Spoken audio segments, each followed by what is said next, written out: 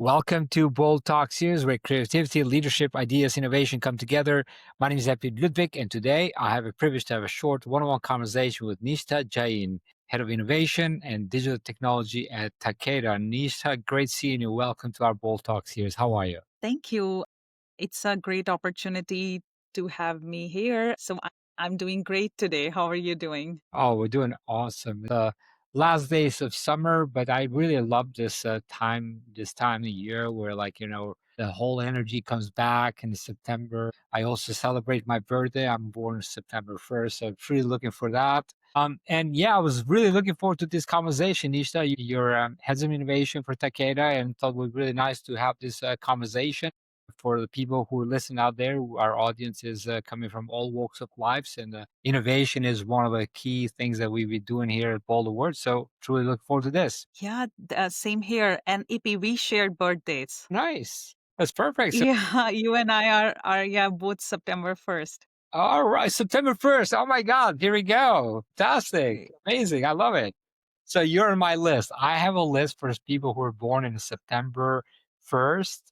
And so there's Yeah. two people. So maybe one point I will just connect each one of you. So that'll be amazing. It would be amazing. And we get so lucky with the Labor Day. So we always get a day off or a long weekend, Yeah, which is amazing. it always falls on the September 1st, right? So it's great.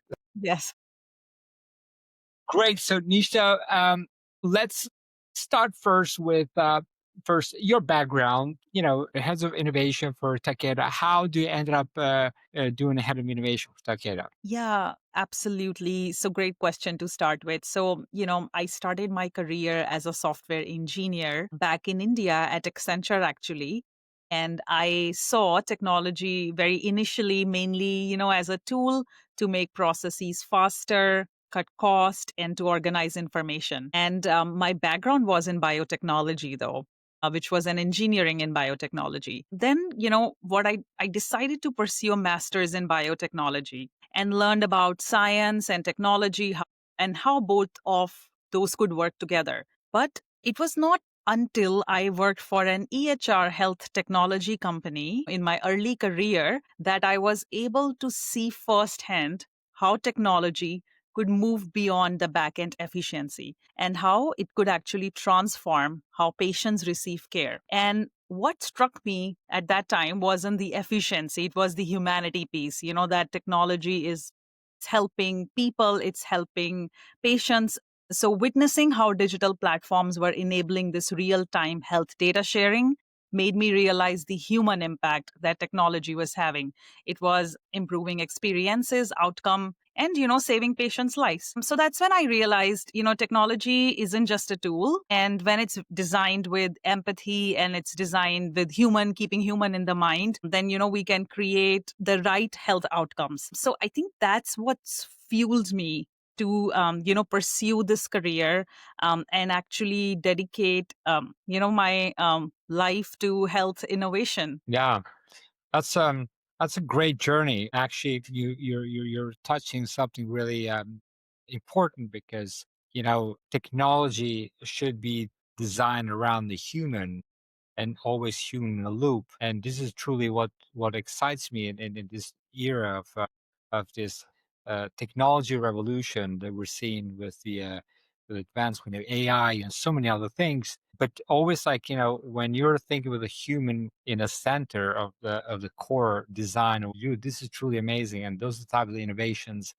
that we've been doing with Crowdsourcing Week, which I've started about 12 years ago.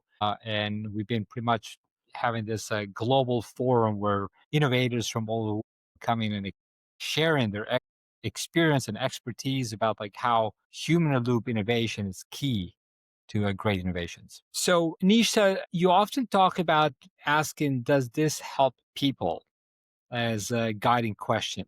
Can you share a time when this principle led you to challenge conventional thinking in a big way? Definitely. So, one pivotal moment that came when I was leading a major automation project, and this was at the previous pharma company that I worked for. So, conventional thinking had a strong push to prioritize, of course, the speed and the cost by automating the process end to end. So, I mean, on paper, it looked brilliant. It was a great project. But, when I asked myself that, does this actually help our stakeholders? Ultimately, is it helping our patients? So, honestly, the ROI wasn't very clear. I wasn't very clear on how it's delivering value for them. So, we were at risk of optimizing efficiency while eroding trust and, that human element or the empathy. So I challenged the team to reframe the problem, so which was more centered around the ROI, not just for dollars, but also how are we reducing stress? How are we improving human experience? And of course, there were time savings. So it wasn't an easy path, but it shifted the conversation. Of course, in the end, that choice led to better outcomes, and overall the project was successful. What I whenever I talk about this, I think what I think of is like how we should all, whenever we are thinking of ROI, shift how we are thinking about it. So a framework that I've very frequently shared is, that thinking of ROI in three different ways. So not only thinking of it in terms of the financials, but thinking of it in terms of employee experience, then thinking of it in terms of financial, which could be the second bucket, and then third bucket could be, your return for future. So essentially, how we could position this is, we could say 70-20-10, where 70 is the return on employee experience. Whenever we are implementing a technology, maybe we ask ourselves, it's more like the day to day workflows, and is it really helping, at the asking that question. So that's like return on employee experience, and if it's actually helping my end users or the patients, or whichever industry we are in, then let's go for it. So now, and I propose that we put the finance into the second bucket, which is the 20%. So return on finance is, are we saving dollars through this automation? So let's think of that as 20%, because if that is a successful project, it's going to give you your value back. And I also try to think of it, the third bucket, which is return on the future. Are we laying the groundwork for future innovation? Because if you're not thinking about the third bucket, Epi, think of, we are gonna be doing those things, but if you look at the longer picture, how we want to grow something, I think we are not gonna be able to answer that question. So coming back to, I always try to ask myself, is it helping people? Because at the end of the day, if it's not helping the people you are building the technology for, I don't think it adds the right ROI. Yeah, very good point. And Nishtha, I mean, you've been working for a company that has 2 century history of innovation. So, as the head of innovation, digital technology, how do you balance the weight of that legacy with the need to push, I mean, disruptive, even risky ideas forward, right? And you mentioned these 3 buckets, and one is like about helping people, which is a big bucket, 70%, where the financials coming second, right? How do you do that? I mean, this is really it takes some convincing. Yes, definitely. So, again, I know you talked about my company. So Takeda has a really rich history, which I sort of see as source of inspiration, because everything we do at Takeda is grounded in four foundational values, which is PTRB: patient, trust, reputation, business. So, what I try to think of is, let's balance the tradition with disruptive ideas. So what it requires is actually building the culture of courage and continuous learning. So, I'm this podcast is called as Bold Talk. So it's making that bold progress.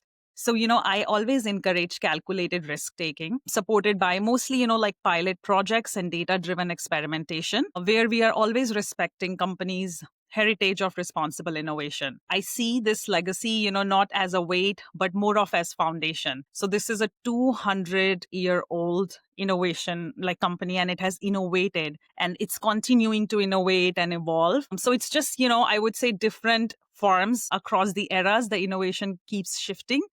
So my role is to, respect the past while asking, how do we earn the right to shape the next 200 years? So for me, the balance comes from reframing innovation, not by chasing these shiny objects, but by advancing our original mission, which is helping, people live healthier lives, and doing it in more a calculated experimentation fashion. Love it, love it. That is so, and that really shows. And you've been also globally recognized as an award-winning leader in the technology. What is one recognition or milestone that felt especially personal because of the journey it took to get there? Yeah, so AP, I actually recently got my US green card.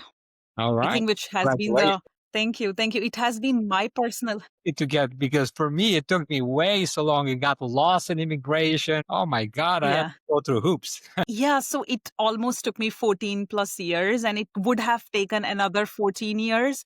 But because, of the all the work that I've been doing in the industry, I was able to expedite it in, EB1A category, which is for extraordinary individuals. And, I honestly, that's my biggest, milestone because it's not only the professional success, it's the personal journey. I immigrated to the US and overcoming it's like overcoming the toughest immigration system possible and building your life, your career, in a very different culture. So I think that's like something when I look back, I think about my resilience and it reinforces my passion. I think that's probably, I mean, I know there are so many awards, but I think I see this as the major accomplishment looking back. Congratulations. I know I've been to two toughest immigrations, one in the US, and with a green card. But then there's also another one in Singapore when I moved to Singapore 12 years ago. So it's like I understand completely what it takes to get Yeah, the permanent residency. It's going to be another conversation you and I will have. It maybe this sure. September 1st will be probably too soon, but the next September 1st we'll probably celebrate together and we'll talk more. Definitely would love to. Nisha, the idea of a digital well-being is central to your work. How has your own relationship with technology shaped the way you lead teams and design solutions? Sure, that's a great question. So my own experience with digital overwhelm has taught me importance of boundaries and mindful technology use. So very recently, my TEDx talk went live, where I talk about the same thing. That it's important to prioritize the balance and mental health. That how technology is not. It should be our friend. It should not be something we are addicted to, but then we have to find the right balance. So I think I try to prioritize that balance both personally and for my teams and colleagues as well. My own relationship with technology has been a teacher, which I share in actually my talk. And like many of us, there are moments where constant connectivity has left me really drained and not empowered. So, I always try to remind that, innovation isn't about adding again more technology. It's about trying to create solutions that give people their time back and give them clarity, give them time to enjoy their life more and be human more. So I think that's the right balance we have to draw. And again, if we design technology with that lens in mind, digital well-being would not be a side subject. It would be like central to the technology. But yeah, I encourage, I think I come from the mindset of balancing it all. Love it. Very well said. Yes,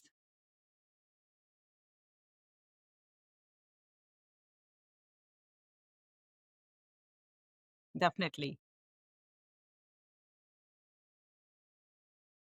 So I think world bold would mean to me that you have courage to stand and to take the action despite of the fear. So I think everybody, we have fear of doing XYZ. Like we always worry how that what if that doesn't work out. But I think bold to me would mean that despite of having that fear, standing courageously and saying, what if that works out, instead of thinking the other way around. So, yeah, I think that would be my definition of bold.